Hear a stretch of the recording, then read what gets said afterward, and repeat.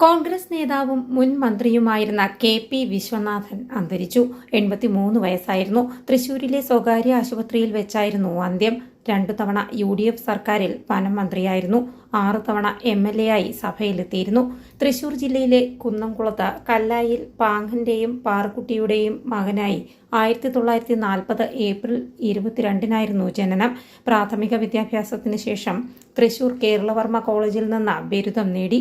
Youth Congress വഴിയായിരുന്നു രാഷ്ട്രീയ പ്രവേശനം. 1967 മുതൽ 70 വരെ തൃശൂർ ജില്ലാ പ്രസിഡന്റായി. 1970 കുന്നംകുളത്ത് നിന്ന് ആദ്യ തവണ മത്സരിച്ചപ്പോൾ പരാജയപ്പെട്ടു. പിന്നീട് 1977-ലും 1980-ലും വിജയിച്ചു. 1987 മുതൽ 2001 വരെ കൊടകര മണ്ഡലത്തിൽ നിന്നും നിയമസഭയിലേക്ക് തിരഞ്ഞെടുക്കപ്പെട്ടു. 1991-ൽ കരുണാകരൻ മന്ത്രിസഭയിൽ ആദ്യമായി വനം മന്ത്രിയായി. പിന്നീട് 2004-ൽ ഉമ്മൻചാണ്ടി മന്ത്രിസഭയിലും വനം വകുപ്പ് മന്ത്രിയായി. 2 തവണയും അദ്ദേഹത്തിന് കാലാവധി പൂർത്തിയാക്കാനാകാതെ രാജിവെക്കേണ്ടി വന്നു. 2006, 2011 തിരഞ്ഞെടുപ്പിൽ കൊടകരയിൽ നിന്നും മത്സരിച്ചെങ്കിലും CPM-ലെ C. രവീന്ദ്രനോട് പരാജയപ്പെട്ടു.